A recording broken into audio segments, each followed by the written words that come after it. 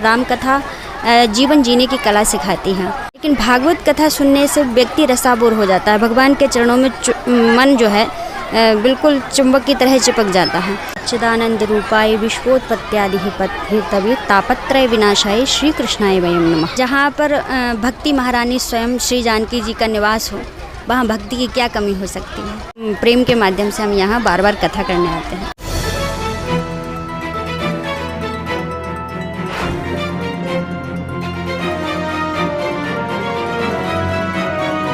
मंजूलता का जो कार्यक्रम है उस कार्यक्रम पर प्रकाश डालिए।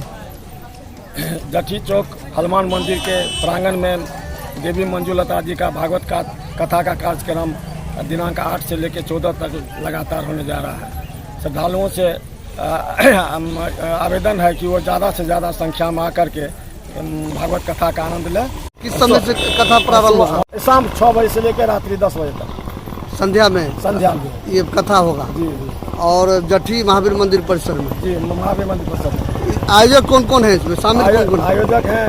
पावस कुमार पासवान, परमेश्वर प्रसाद, देवनाथ पासवान, विनोद महतो, अशोक कुमार अध्यक्ष और समस्त ग्रामवासी। प्रसिद्ध कथावाचिका देवी मंजूलता पधारी है मिथिला धाम। यहाँ के भक्तजनों को आप क्या उपदेश दे रही हैं?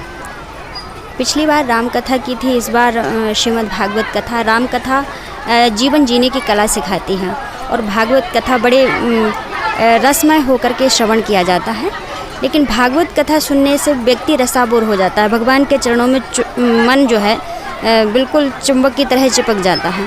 इसका उद्देश्य यही है कि हमारा जो धर्म है हमारा वो हमेशा बना रहे, चाहे कथा के माध्यम से हो या किसी भी माध्यम से हो, पर धर्म को हमें एकजुट होकर के रहना है। हमारा इस भारत देश से जो हमारी संस्कृति है उसका कहीं से कहीं तक भी निरादर ना हो, यही कथा का उद्देश्य होता है।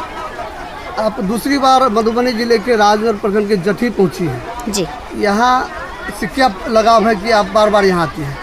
ये लगाव तो हमारा नहीं कहिए, ये तो इन सब का कहिए, आप सबका, कि इनको इतना लगाव है कि हमें ही नहीं तो इस भारत में कमी तो है नहीं, वृंदावन में कमी नहीं है, झांसी में कमी नहीं, पूरी बुंदेलखंड में अगर जाकर के देखेंगे तो जगह जगह कथा प्रवक्ता मिलती हैं। और यहाँ बिहार में तो अक्सर कथा वक्ताओं का तो कोई तोड़ ही नहीं है, इतने सारे हैं। फिर भी इन सब का लगाव है जो हमें बार बार बुला लेते हैं, तो हमारा भी स्नेह करता है कि भाई इनके साथ होना चाहिए ये प्रोग्राम, और इसी माध्यम से हम इनके प्रेम के माध्यम से हम यहाँ बार बार कथा करने आते हैं। मिथिला जगत जननी माँ सीता की धरती है। जी, इस धरती पर आप आती हैं और यहाँ के लोगों का स्नेह प्यार कैसा मिलता है? जहाँ पर भक्ति महारानी स्वयं श्री जानकी जी का निवास हो, वहाँ भक्ति की क्या कमी हो सकती है। ये तो यहाँ कहते हैं जब राम जी आए थे तो राम जी ने श्री लक्ष्मण जी से कहा कि ये मिथिलापुरी कैसी लग रही है, तो लक्ष्मण जी ने कहा कि ये हम क्या जाने, आप ही बताओ। तो श्री राम जी ने कहा कि सियाजू की मिथिला नगरिया मनोहर लागे। तो लक्ष्मण जी ने कहा कैसे लग रही है, तो बोले नगर निवासन के नैनन से छलकत प्रेम गगरिया।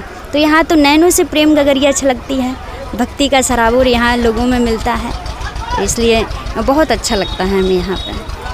8 अप्रैल से आपका कार्यक्रम शुरू हो रहा है राजनगर जठी में।